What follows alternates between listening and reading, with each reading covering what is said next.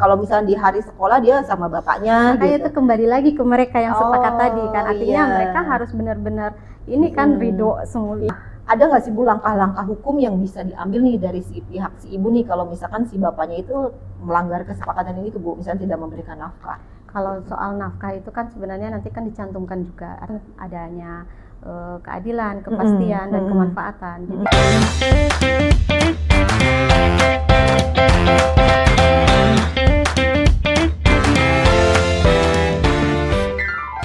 Assalamualaikum warahmatullahi wabarakatuh. Selamat pagi wargi Lebak, kembali bertemu bersama saya Tiara dalam acara podcast Lebak Bicara, Bincang Aktif dan Interaktif.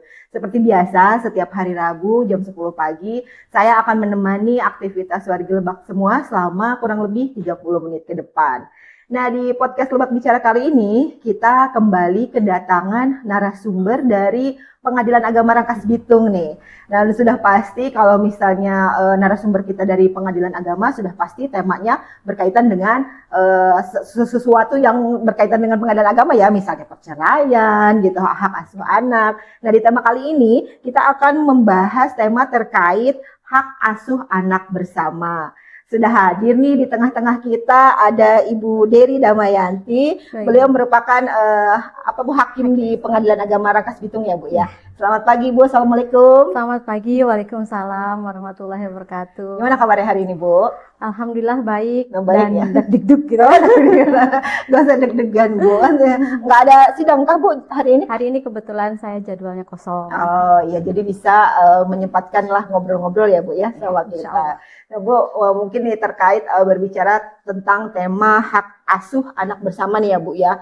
Karena kan seperti kita tahu kalau namanya perceraian, kedua belah pihak nih, ayah dan ibu yang sudah memiliki anak, pastikan juga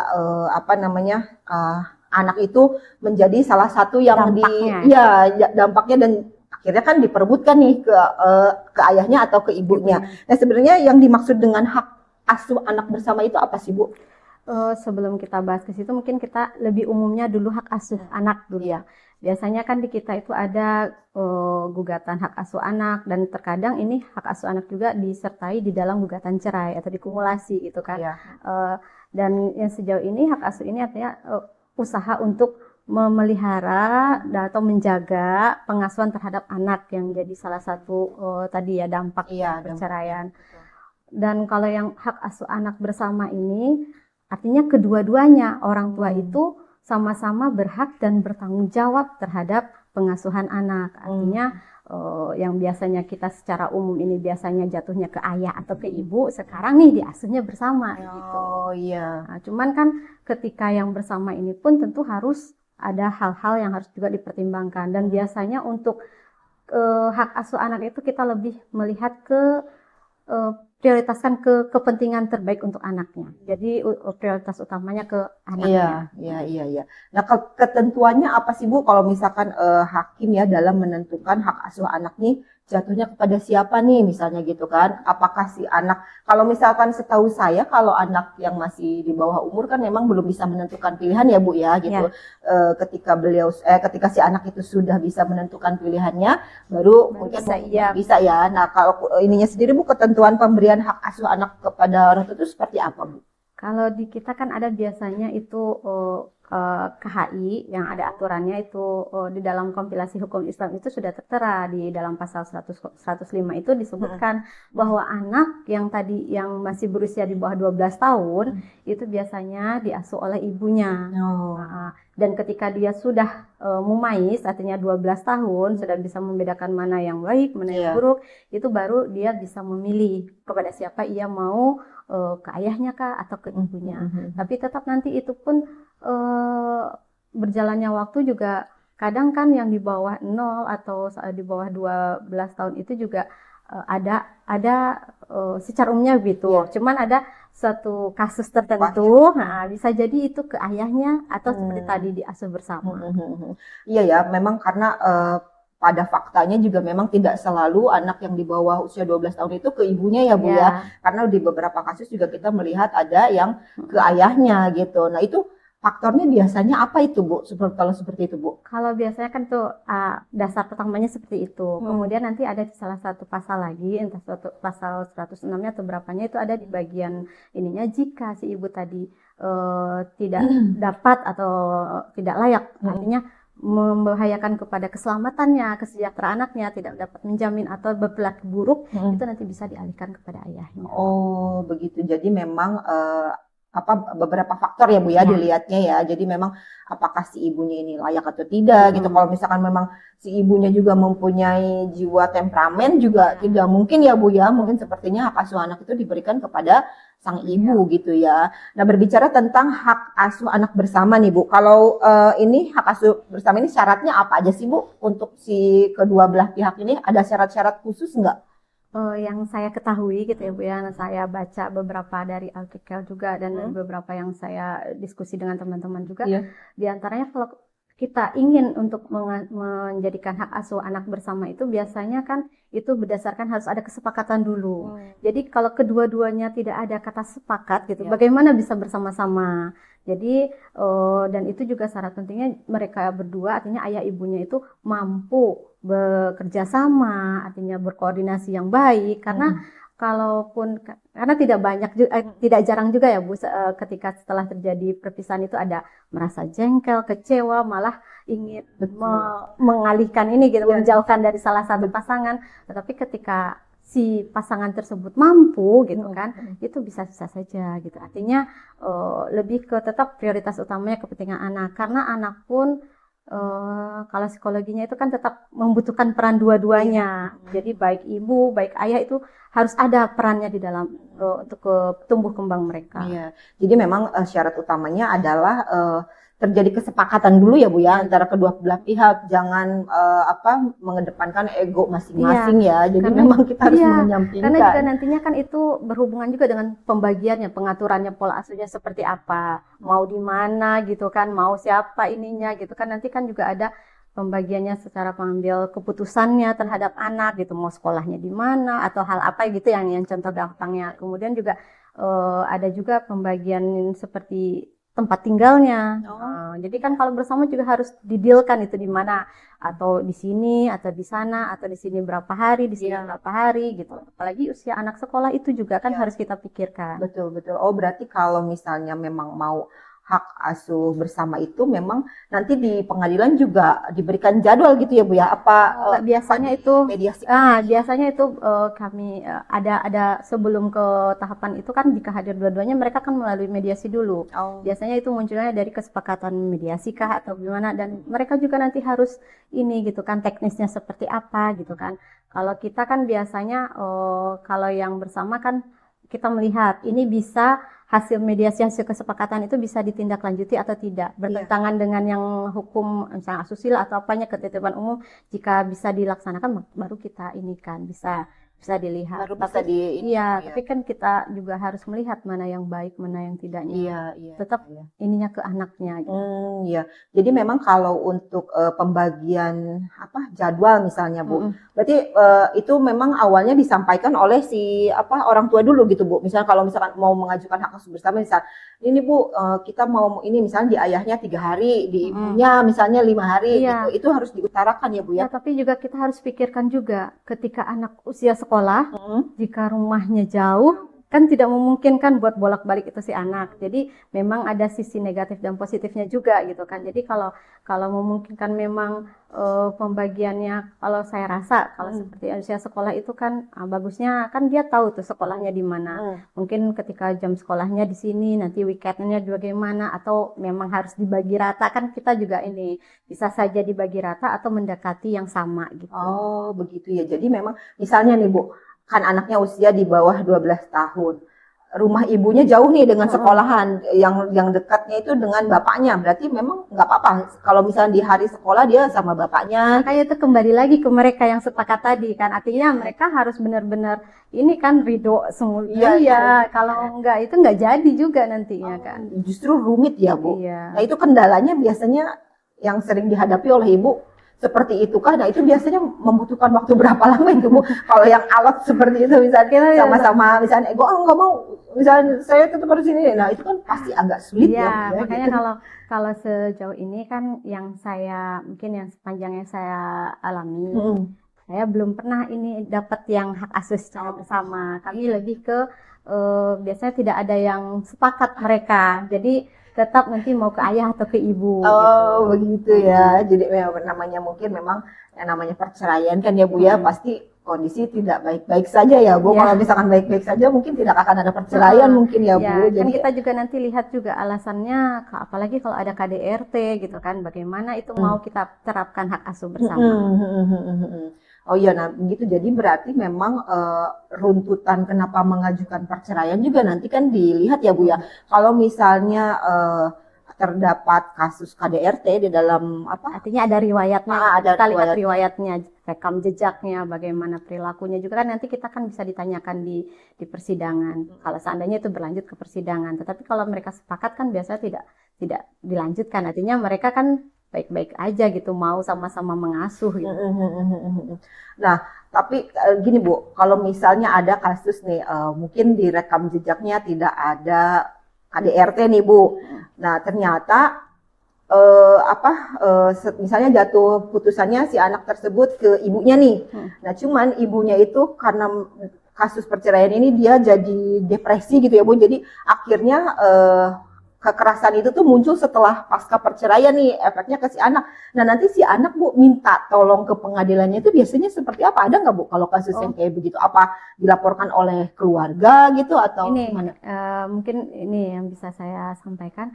Jika ini kan untuk penetapan hak asuh anak itu nanti kan di amarnya itu dicantumkan juga. Artinya siapa pemegang anak dengan catatan dia tetap memberikan akses kepada yang tidak memegang hak asuh anak untuk tetap berkunjung. Artinya kalau untuk ininya kan tetap diinikan. Tapi seandainya terjadi seperti itu, itu juga nanti kan bisa diajukan oleh mungkin keluarganya atau si ayahnya misalnya ketika dihalang-halangi itu bisa juga kan.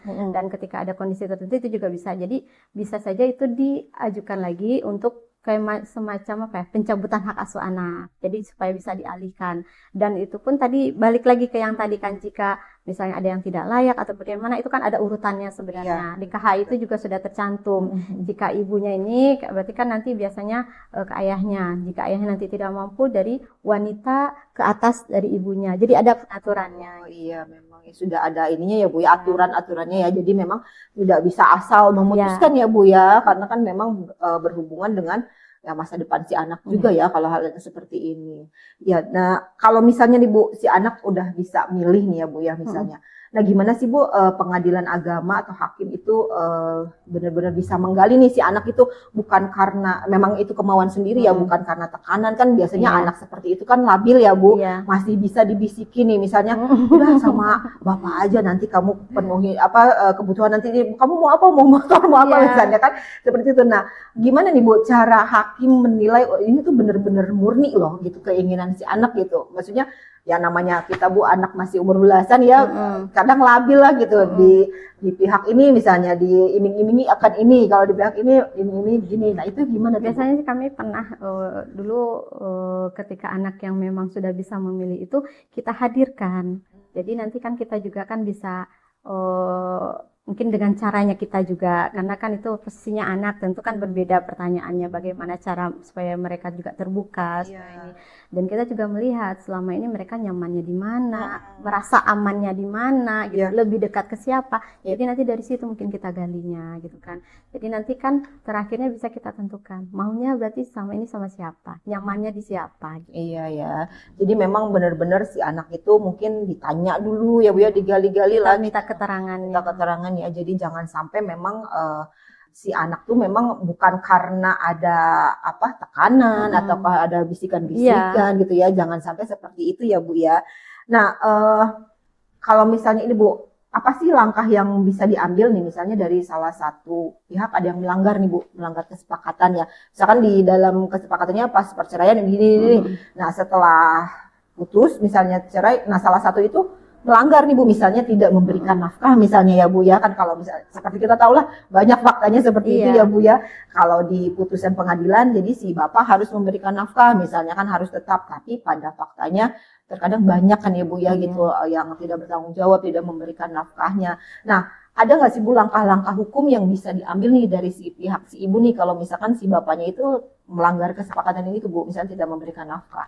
Kalau soal nafkah itu kan sebenarnya nanti kan dicantumkan juga, artinya udah jelas gitu. Artinya sesuatu yang ini pasti kan kita juga ada, karena putusan ideal itu kan adanya keadilan, kepastian, dan kemanfaatan. Jadi itu juga sudah dipikirkan. Jadi jika tidak ini, kalau soal apalagi soal nafkah itu kan bisa diajukan nanti semacam gugatan kelalaian nafkah anak atau eksekusi. Apabila sudah dicantumkan sekian-sekian, kita tinggal minta gitu kan ke pengadilan lagi untuk dieksekusi. Oh begitu ya. Jadi memang seperti itu ya Bu ya. Kadang kan iya kan seperti kita lihatlah mungkin ya bukan cuman di sosial media nih yang sering kita lihat ya Bu ya. Mungkin di sekitaran kita juga ada kan setelah putusan mah ya udah bapaknya kemana gitu. Kadang kan yang ini kan yang mati-matian kan memang ibunya gitu kan menafkahi seperti itu ya.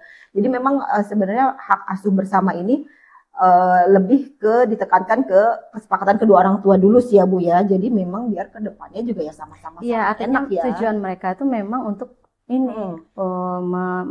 buat benar-benar untuk anak gitu kan. Jadi bagaimana pendidikannya, bagaimana kehidupannya, tumbuh kembangnya, benar-benar semuanya itu dicurahkan buat anaknya. Iya betul-betul, jangan sampai si anak menjadi korban kesekian kali ya Bu. Sudah ini ibaratnya menyaksikan kedua orang tuanya bercerai, juga nanti juga terjadi keributan-keributan hal seperti itu juga kan, aduh ada apa sih gitu kan, mencederai si anak juga ya Bu ya.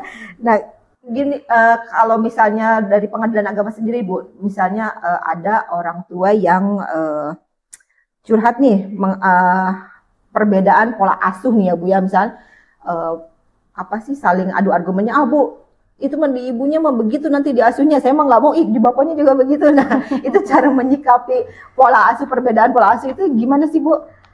Pusing kan ya Bu, pasti kan menjadi hakim juga nggak bisa memutuskan yang gitu. Jadi kan memang harus benar-benar dilihat kan dari berbagai. Iya. Jadi nanti kan kita kalau misalnya ada gugatan hak asuh anak, nanti tentu mereka kan punya argumen sendiri. Dia punya gugatannya seperti ini. Artinya dia yang lebih berhak atau yang lebih baik mungkin menurutnya. Kalau yang satu lagi juga menjawab seperti itu. Saya yang lebih berhak dan lebih baik gitu dibandingkan istrinya misalnya. Nanti kan di situ juga sepanjang perjalanannya kita dari mulai tahapan mediasi, jawab menjawab, dan nanti ada di pembuktian. Di pembuktian itu kan nanti kita bisa digali lebih dalam lagi dari alat bukti, kemudian dari bukti surat atau bukti saksi-saksi. Nanti kita gali keterangannya di sana. Jadi nanti untuk akhirnya dari hasil persidangan, kemudian nanti didukung dengan fakta-fakta, dan nanti dilihat lagi bagaimana sih yang menurut yang the best interest of child itu, yang kepentingan terbaik untuk anaknya gitu. Jadi baru di situ kita ini kan kemana perginya gitu, lebih baik yang ini kah atau yang itu. Dan kita juga harus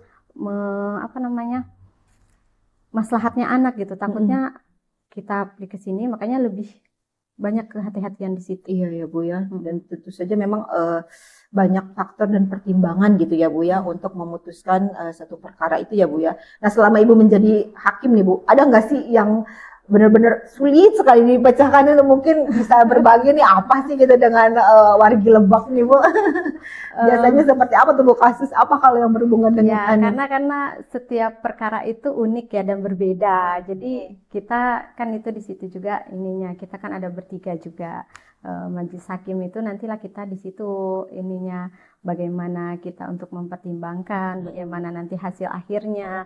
Dan kadang-kadang pun bisa saja itu dari bertiga itu ada yang berbeda pendapat juga bisa. Jadi memang kita tidak bisa memastikan ini mungkin di satu kasus ini kita merasa berat, belum tentu di yang lain berat juga. Jadi ya selama ini sih dijalani, alhamdulillah kan kita bisa menemukan titik terangnya. Ya Bu ya. Jadi ya beda kepala kan pasti beda isi ya Bu ya, apalagi dengan perkara yang macem-macem gitu ya Bu ya. Jelas kita kan punya aturannya. Jadi kita berpijak pada aturan. Ada dasar ya Bu ya. Memutuskan pun ada dasarnya gitu. Nah kalau misalkan terkait dengan hak asuh bersama ini Bu, misalnya anaknya lebih dari satu nih, misalnya 2 atau 3, bisa nggak Bu kalau misalkan diatur yang dua sama ibunya, yang satu sama bapaknya, atau misalkan ya seperti itu sebaliknya. Nah itu bisa nggak tuh kalau kayak gitu, Bu? Yang namanya ini karena dasarnya ini ya sepakat tadi ya bisa-bisa saja Bu. Jadi artinya misalnya 2 di saya, 1 di kamu gitu kan. Jadi mungkin yang 2 ini yang usianya yang atau yang lebih tua, yang satu tadi di ayahnya, yang lebih mudanya di ibunya bisa saja gitu kan. Cuman kan nanti ini lagi yang jelas untuk pengasuhan itu kan dia lebih ke tempat tinggalnya dan siapa yang merawatnya untuk sehari-hari dan memenuhi kebutuhannya. Jadi di situ juga harus dipikirkan mampu nggak mereka untuk merawatnya, nah gitu. Jadi lebih ke situnya. Iya ya Bu ya. Jadi memang banyak faktor ya. Apalagi kalau misalnya nih Bu, banyak yang banyak kita tahu kan untuk sekarang ini juga banyak ibu-ibu pekerja nih Bu. Ya. Nah itu tuh memutuskannya gimana Bu? Kalau misalkan melihatnya nih, kalau dari pengadilan agama sendiri gimana nih? Kalau misalnya ini diasuh sama ibunya kan ibunya juga bekerja nih, misalnya dari pagi pulangnya sore, bapaknya juga sama. Iya. Misalnya, tapi si anak pengen tetap ke ibu nih. Nah itu gimana itu? Tapi ibu juga yang bekerja ya sama seperti saya juga ibu bekerja, tapi kan tetap untuk kepentingan anak dan yang baik untuk anak kan kita tentu kita pikirkan. Kita juga kan bisa ada penjaganya, ada pengasuhnya, kita atau yang jika tidak ada babysitter kita juga bisa ke daycare kemana gitu kan. Artinya mereka tetap di lingkungan yang baik, gitu kan, yang aman. Apalagi kalau misalnya usia 4 sampai 5 tahun itu kan lagi perkembangan motoriknya, ininya cara bersosialisasi, tentu itu juga harus ini nggak mungkin juga lah kita yang bekerja juga anak kita terlalu. Iya betul. Biasanya banyak ibu juga kan? Iya banyak iya betul. Dan juga biasanya kalau nggak ke daycare biasanya ada keluarga sih ya Bu, misalnya ada neneknya gitu ya atau ada siapa gitu. Jadi memangnya tidak lepas gitu, tetap kita perhatikan juga. Jadi ya memang jadi hakim pengadilan agama itu sulit ya Bu. Karena ini kan juga memutuskan masa depan banyak orang, maksudnya bukan cuma satu orang ya Bu ya, ada bapaknya, ibunya, ada anak-anaknya juga gitu. Nah ada nggak sih Bu saran nih dari Ibu, saran hukum nih yang bisa diberikan kepada orang tua yang saat ini mungkin sedang dalam proses mengajukan permohonan atau gugatan hak asasi bersama gitu Bu? Ya. Itu kan artinya pilihan dari orang tuanya untuk berpisah ya Bu. Cuman jangan jadikan anak itu sebagai salah satu yang harus menanggungkan dari apa yang dilakukan oleh ibu dan bapaknya. Dan sebisa mungkin ketika memang itu tidak bisa lagi dipertahankan, untuk anak ya tetap kita berikan yang terbaik. Bagaimana pola pengasuhannya, bicarakanlah dengan baik. Jika bisa memang diasuh secara bersama, itu mungkin bisa jadi suatu solusi buat mereka. Artinya tidak hilang hak masing-masing untuk bertemu atau mencurahkan anak. Cuman ketika memang tidak itu ya udah mana yang lebih baik untuk anak. Iya ya Bu, karena memang ya itu tadi yang seperti saya bilang sih, kalau yang namanya bercerai kan, alasan bercerai kan pasti tidak dalam kondisi baik-baik saja ya Bu. Ada sih yang suka bilang klise, kita mah enggak kok baik-baik aja, cuma sudah tidak ada. Kayaknya kalau baik-baik aja nggak mungkin ada bercerai ya Bu ya, gitu. Apapun itu pasti diupayakan untuk terus bersama-sama ya. Jadi kalaupun memang mungkin saat ini warga Lebak ada yang sedang mengalami gitu atau sedang menjalani proses seperti ini ya, apalagi yang sudah memiliki putra atau putri, jangan mengedepankan ego mungkin ya Bu ya. Lebih bagusnya jika masih bisa dikedepankan tadi kesepakatan untuk bersama, ya mungkin bisa dipikirkan lagi untuk perpisahannya. Nah, itu kan lagi bener, gitu kan. Ya udah demi anak tadi bersatu lagi. Iya bener ya, jangan sampai karena keegoisan sesaat gitu ya Bu ya. Karena memang kan di agama juga dikatakan bahwa pernikahan adalah ibadah yang paling lama ya Bu ya. Nah itu dia, makanya jangan sampai, semoga sih ya kalau misalkan yang sedang mengalami fase ini, semoga bisa ditemukan titik temu dan jangan sampai ada perpisahan lah Bu ya. Apalagi kan misalnya sudah ada anak gitu dipikirkanlah ke depannya gitu kan. Nah mungkin Bu sudah tidak terasa nih, kita ngobrol udah mau hampir 30 menit ya Bu ya. Mungkin ada nggak sih pesan nih sama Ibu, dari Ibu gitu selaku hakim pengadilan agama nih untuk wargi Lebak ataupun siapa saja ya yang mungkin saat ini sedang mengalami kondisi seperti ini, misalnya galau-galau mau berpisah gitu kan. Saran untuk Ibu lah gitu, bentuk motivasi untuk Ibu gimana nih untuk wargi Lebak ataupun yang sedang mengalami nih? Ya, artinya ini kan kita hidup tidak sendiri. Jadi segala sesuatu masalah pasti ada ininya, ada untuk penanganannya, ada solusinya. Jadi cobalah untuk disolusikan gitu, cobalah untuk diceritakan kepada yang apa namanya tuh, yang sesuai dengan ilmunya. Jika memang kita butuh untuk soal hukumnya ya ke pengadilan, atau untuk ada merasa untuk harus di kitanya agak kurang, tapi kan kita bisa banyak tuh, misalnya kita solusi ke ahlinya, ke perlindungan anak juga bisa, perlindungan perempuan juga bisa gitu kan. Kemudian juga bisa ke psikolog mungkin yang mau ini, atau konsultan pernikahan. Jadi kan banyak itu hal sebenarnya yang bisa membantu.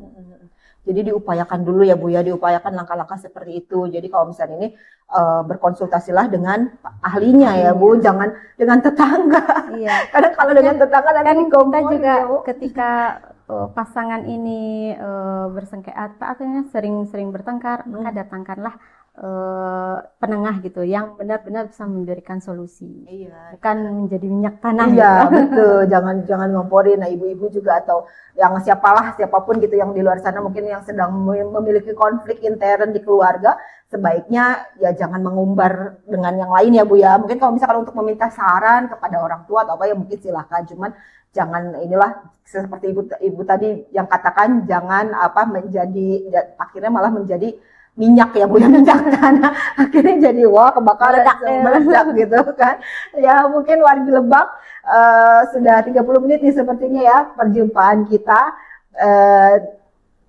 Tema kali ini membahas tentang hak asuh anak bersama. Seperti tadi dikutip lagi pernyataan Ibu, kalau misalkan memang ingin masa depan anak kita baik, jadi sebaiknya jangan mengedepankan ego. Silahkan dibicarakan secara keluargaan dengan pasangannya supaya semua sama-sama enak, begitu ya Bu ya, tidak ada konflik ke depannya juga gitu kan. Secara pengasuhan anaknya juga enak lah gitu bersama-sama. Ibu, terima kasih sudah berbincang-bincang. Sama-sama, terima kasih kembali. Mohon maaf apabila ada penempatan kata-kata yang tidak tepat. Masih tegang nggak Ibu ini? Karena ini pertama kali saya kali. Mungkin nanti di lain kesempatan kita bisa bertemu lagi ya Bu, berbincang-bincang lagi dengan mungkin tema yang berbeda gitu. Nah, wargi Lebak, terima kasih sudah menyaksikan podcast Lebak Bicara pada hari ini. Jangan lupa untuk selalu menyaksikan podcast Lebak Bicara setiap hari Rabu jam 10 pagi. Saya Tiara pamit undur diri. Wassalamualaikum warahmatullahi wabarakatuh. Salam Lebak Ruhai.